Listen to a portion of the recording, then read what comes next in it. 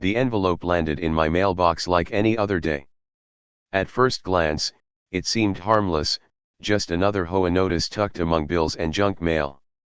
But the second I saw the bold, glaring numbers printed across the top, my heart stopped. $5,000 in fines. $5,000. For what? I barely had time to process before a wave of disbelief and anger hit me.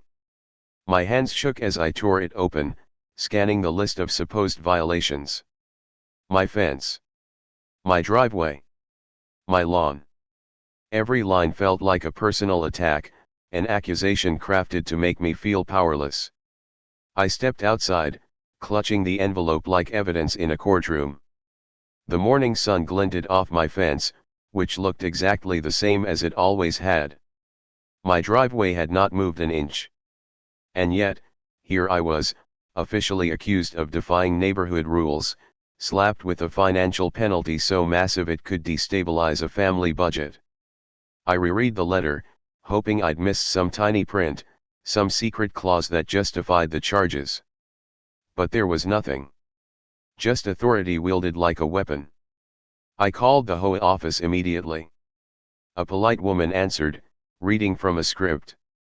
"The board has determined these fines are valid," she said. "Appeals must be submitted in writing." No explanation. No acknowledgement of my long history as a compliant homeowner.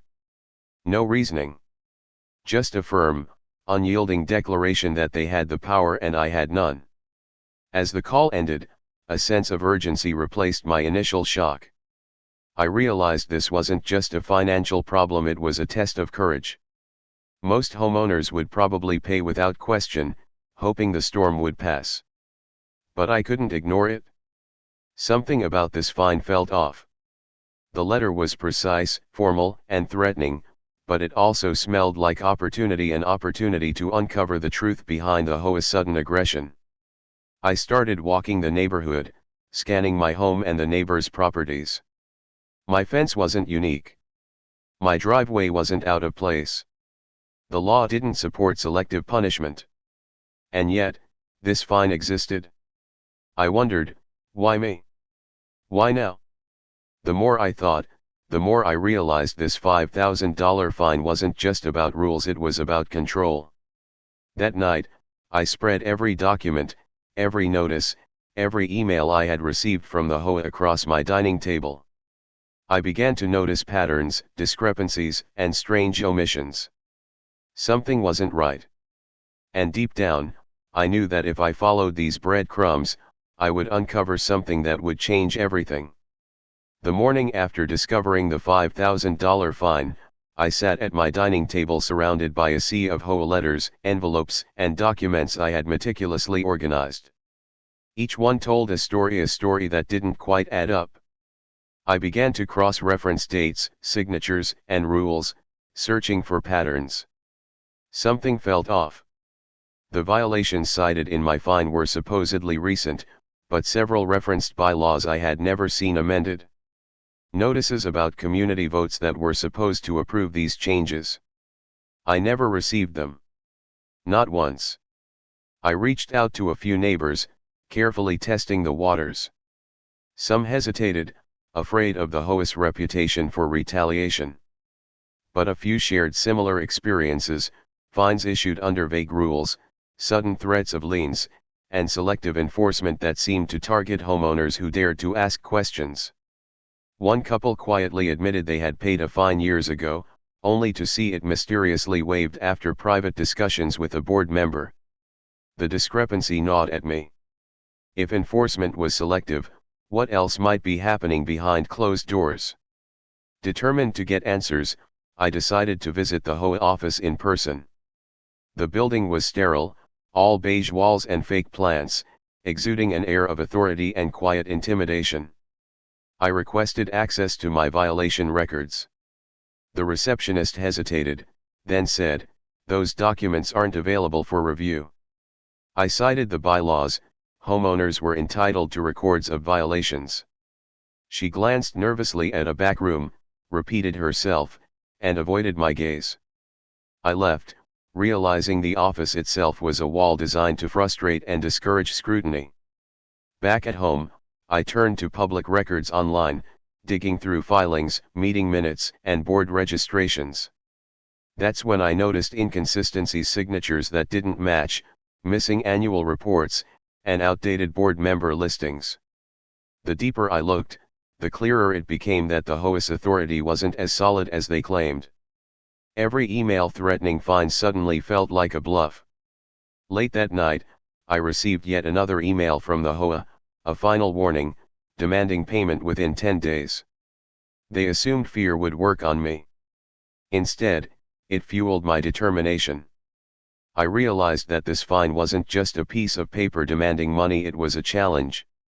And if I was going to fight it, I needed proof, patience, and strategy. I organized my findings into folders, highlighted discrepancies, and noted potential legal issues. Every clue I uncovered added momentum to my investigation.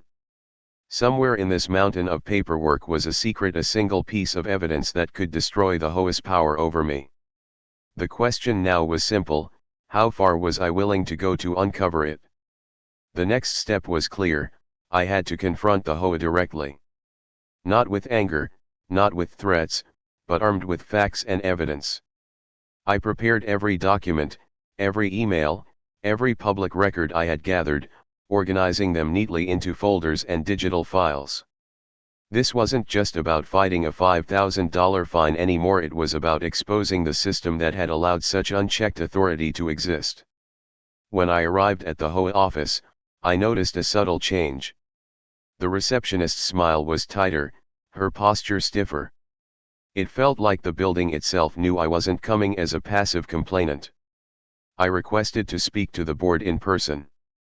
The office manager hesitated but eventually led me to a small conference room where 3 board members sat behind a table, their expressions neutral but guarded. I began calmly, presenting the facts. According to state filings, your board registration expired nearly 18 months ago, I said, handing over the copies. Yet fines and threats have been issued during this period. Under what authority were these actions taken? The room went quiet. One board member shuffled papers nervously, another avoided eye contact, and the president cleared his throat as if to regain control. They tried to respond with rehearsed phrases about oversight and internal review. I countered each point with precise references to bylaws, state law, and documented discrepancies. Every time they attempted to deflect, I brought the conversation back to the evidence in front of them. Phones suddenly began recording. Some neighbors had followed me to observe the meeting. I realized the HOA had underestimated the homeowner they were trying to intimidate. A particularly tense moment came when I asked about other fines that were waived selectively. The treasurer stammered, unable to explain the exceptions. I pressed further, pointing out that several homeowners had been treated differently under identical circumstances. A few board members exchanged glances, a silent acknowledgement that the truth I was revealing was uncomfortable and dangerous for them. By the end of the meeting, they offered little more than vague promises to review the fines. No authority was justified, no fines revoked, yet the seed of doubt had been planted. Outside the office, neighbors whispered, eyes wide. People who had been intimidated into silence were now watching closely. For the first time, it was no longer just my fight. That night, I organized all recordings, emails, and statements. I realized the deeper I looked, the more the pattern emerged: selective enforcement, expired authority, conflicts of interest. The $5,000 fine was just the surface. Beneath it was a system built on fear, and it was about to crumble. The next step was clear: I had to confront the HOA directly. Not with anger, not with threats, but armed with facts and evidence. I prepared every document, every email, every public record I had gathered, organizing them neatly into folders and digital files. This wasn't just about fighting a $5,000 fine anymore, it was about exposing the system that had allowed such unchecked authority to exist. When I arrived at the HOA office, the atmosphere felt tense. The receptionist's usual calm smile was gone, replaced by a tight-lipped watchfulness. As I requested to speak to the board, I could sense subtle movements behind the glass office walls. Someone was clearly aware that I wasn't coming as a typical complainer. I was led into a small, sterile conference room where 3 board members sat, each with a neutral yet guarded expression, as though trained to appear unaffected. I started calmly, presenting the facts. According to state filings, your board registration expired nearly 18 months ago, I said, sliding copies of official documents across the table. Yet fines and threats have been issued during this period. Under what authority were these actions taken? Silence filled the room. One board member shuffled papers nervously, another avoided eye contact, staring at the table.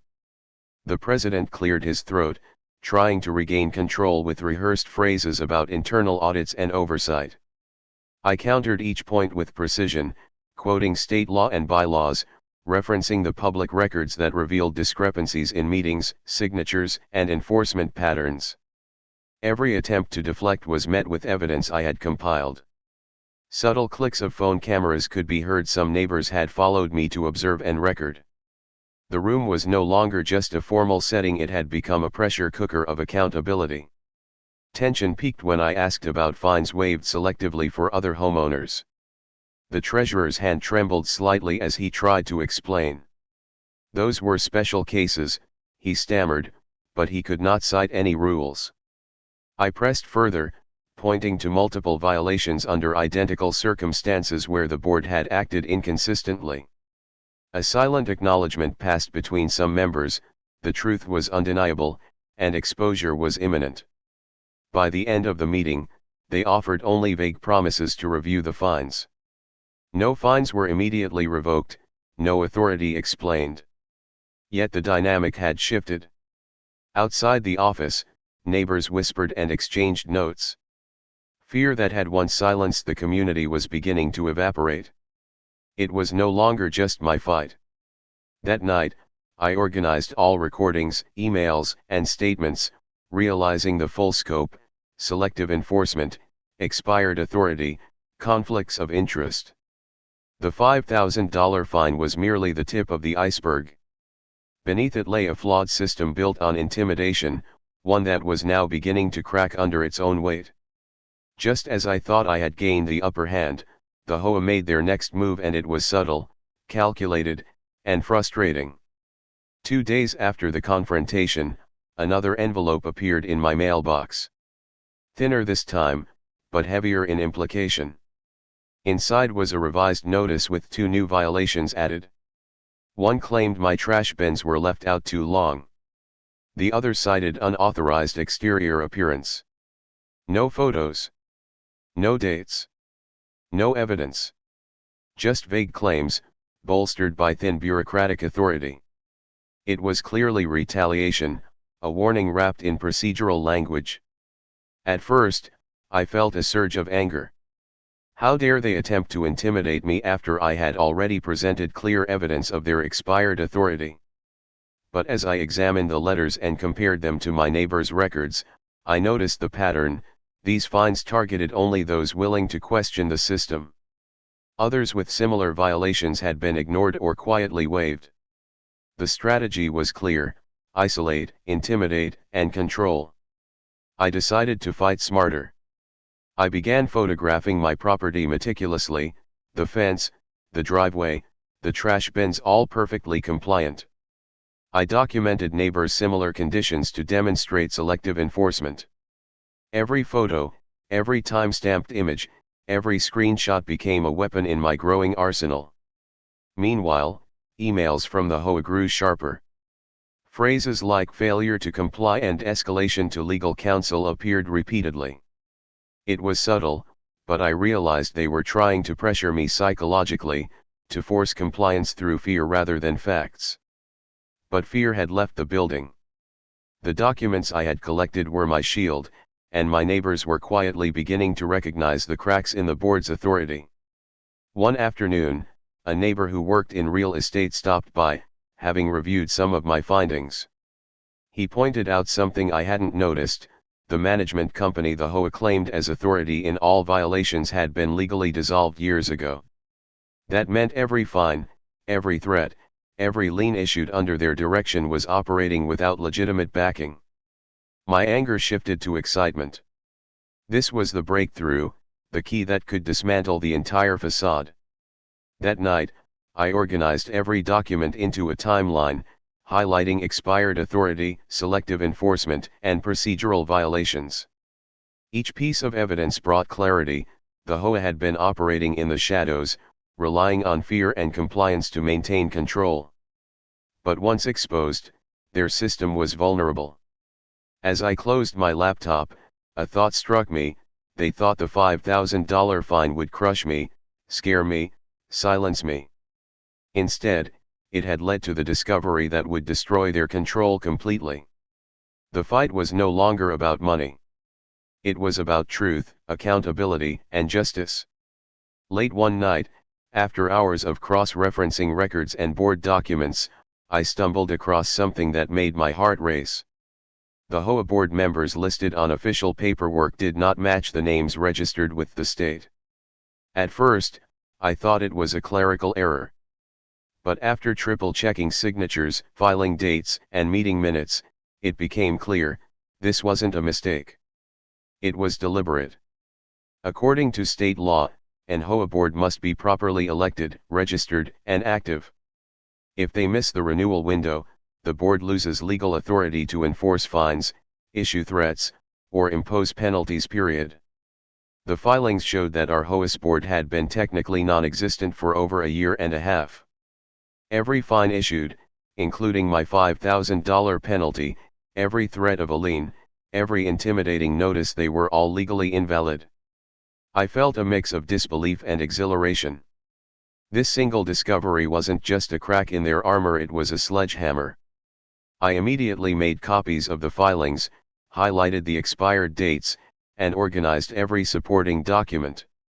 This was the evidence I had been searching for, the one piece that could topple the entire structure of control. The next morning, I consulted a local attorney. I laid out the documents and explained the timeline. He leaned back in his chair, eyebrows raised. "If this is accurate," he said slowly, "all fines issued during this period are invalid. And the board could potentially be held personally liable for acting without authority." That statement hit me hard. The power dynamic had completely shifted. The people who had tried to intimidate me were now vulnerable. I shared the discovery with a few neighbors I trusted. The reactions were immediate: shock, disbelief, and finally, a spark of hope. One couple realized they had been threatened with a lien during the expired board period. Another neighbor admitted she had been forced to pay a fine to avoid trouble. Suddenly, the problem wasn't just mine. It affected the entire neighborhood. That afternoon, I sent a calm, precise email to the board. No threats. No accusations. Just the truth, backed by official documents. According to state filings, your board's registration expired over 18 months ago. Under what authority are fines currently being issued? Hours passed. No reply. Silence. Their lack of response confirmed what I suspected: they had no defense. That night, as I looked at the stack of documents, I realized something profound. The $5,000 fine had started this journey, but the real power lay in the truth. And now, that truth was. For 3 days after sending the email, the HOA remained silent. No phone calls, no letters, no new fines, nothing. At first, it was unnerving, almost suspiciously calm. But as the hours stretched, I realized the silence was admission in disguise. They had no legal authority to respond because their board technically didn't exist. Every threat, every warning, every fine, they had been operating without legitimacy. Meanwhile, neighbors began noticing changes too. Emails reminding them to pay fines stopped arriving. Notices threatening liens were no longer posted. People who had been quiet and intimidated for years began asking questions, sharing stories about selective enforcement, waived fines, and unexplained penalties. The community, once paralyzed by fear, started waking up. I continued to organize my evidence into a clear timeline, documenting expired board registrations, selective fines, and inconsistencies in the enforcement process. Every piece of evidence strengthened my case and empowered neighbors to speak up. What had started as a personal fight over $5,000 was transforming into a neighborhood-wide exposure. Then came a breakthrough. One neighbor found historical bank records showing fines collected during the expired board period had been funneled through accounts with personal connections to certain board members. Another discovered invoices for landscaping and legal services approved by the board while it had no legal authority. The pattern was undeniable. The HOA had been operating for profit and control, not compliance. Finally, after several days, a formal letter arrived, but it wasn't what they expected. Carefully worded, the letter stated that my fines were under review and that enforcement actions were temporarily suspended. There was no apology, no acknowledgement of wrongdoing, no explanation, just a retreat disguised as procedure. Their silence and vague response confirmed what I already knew: the truth had shifted power. By the end of the week, the momentum had grown. Neighbors who had once been fearful began speaking openly about their own fines and experiences. A small group even started gathering evidence, comparing notes, and planning next steps. What the HOA thought would intimidate us into submission had backfired spectacularly. As I reviewed all the documents one last time that night, I understood something important: the $5,000 fine was never just about money. It was about control, fear, and silence. And once that silence broke, their authority crumbled.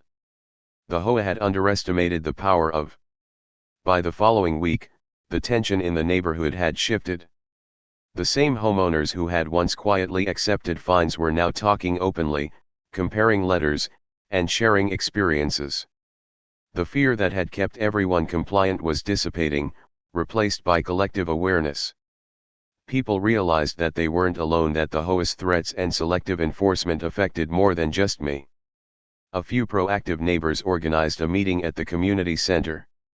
The room was packed, standing room only. Folders of evidence were passed around, copies of expired board registrations, selective fines, and emails proving irregular enforcement. For the first time, homeowners saw patterns, not isolated incidents.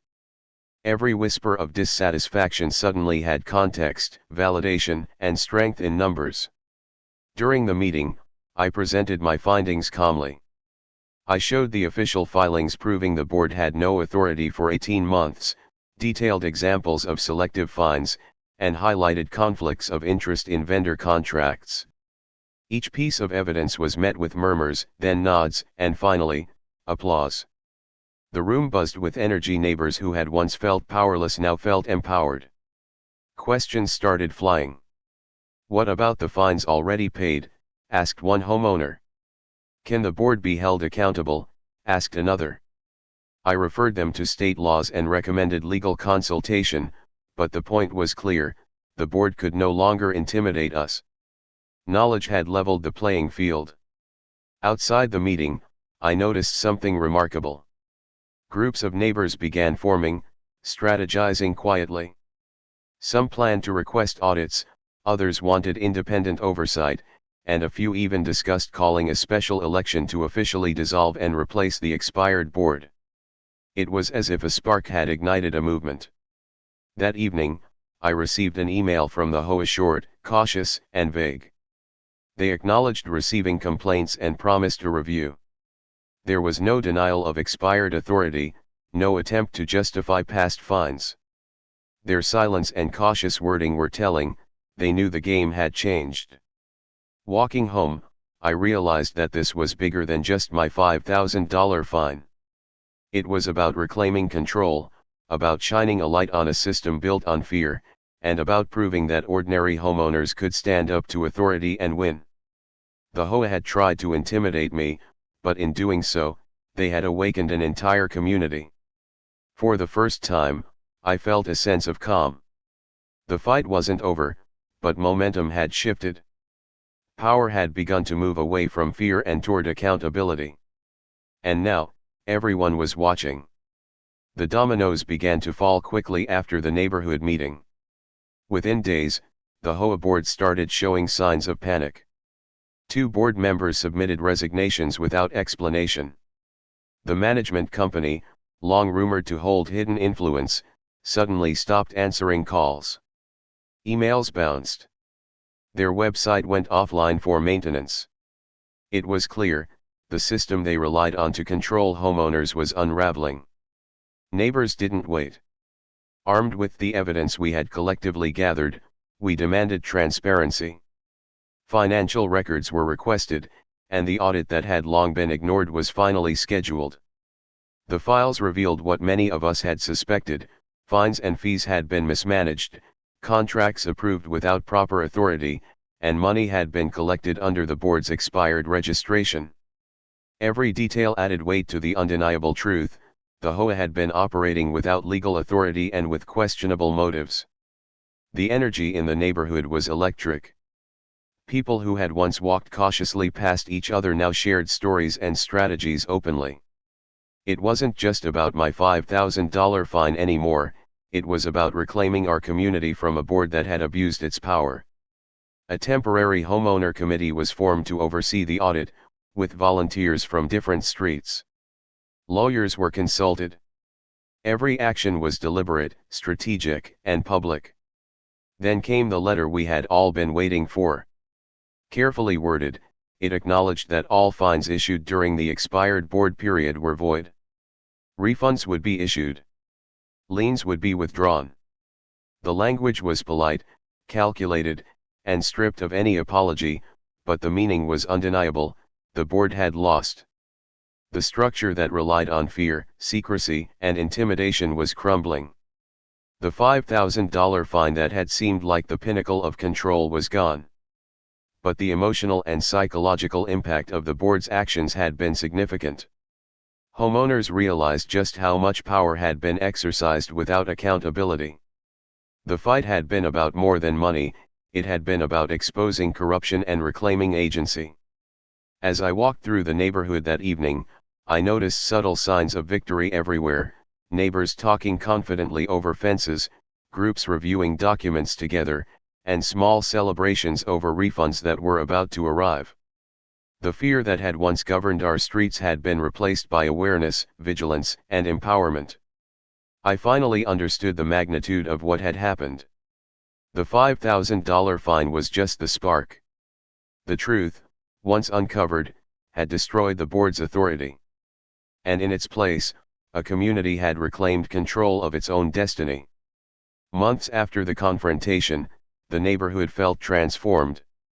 The once feared HOA no longer ruled with secrecy or intimidation. Meetings were transparent, minutes were published on time, and decisions were explained rather than dictated.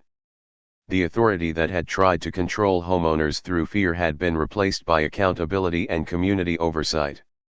The $5,000 fine that had started this journey was now a symbol not of defeat, but of resilience and victory. The refunds arrived quietly in mailboxes. No fanfare, no public celebration, just justice restored. For some homeowners, the money meant more than relief from financial burden, it was a tangible acknowledgement that the system could be challenged. One neighbor admitted she had considered selling her home out of frustration and fear. Another confessed he had borrowed money to pay fines he never should have owed. The emotional and financial weight the HOA had imposed was real, but so was the power of exposing the truth. Former board members disappeared from community life. No explanations, no statements, no attempts to justify their actions. The audit confirmed everything we had suspected: improper authority, mismanagement, and selective enforcement. Policies were rewritten, term limits imposed, and third-party oversight established. Safeguards that should have existed from the beginning were finally put in place, ensuring that no homeowner would face similar abuses in the future. Some asked if I planned to sue. The attorney said there was a strong case, but I realized the real victory wasn't in punishment, it was in exposure. Once the truth surfaced, the system corrected itself. Knowledge had redistributed power back to the homeowners. A single $5,000 fine, intended to intimidate, had triggered a transformation that went far beyond any monetary penalty. I kept the original fine notice, slightly creased, the amount bold in red. It was a reminder of what fear can do and what courage can overcome. Standing in my driveway one evening, I looked at my neighbors talking, planning, and reclaiming their rights. I realized that the story wasn't about me alone. It was about what happens when ordinary people refuse to be silenced. The irony was clear: the HOA thought they could control us through fear, but in doing so, they unleashed scrutiny, transparency, and collective action. They didn't just lose a fine, they lost secrecy, unchecked power, and the comfort of knowing no one was paying attention. In the end, the $5,000 fine had accomplished exactly the opposite of what they intended. It had awakened a community, strengthened accountability, and proved one undeniable truth: authority only works when it is respected, and respect must be earned, not feared. The fight was over, but the lesson endured: never underestimate the power of knowledge and courage.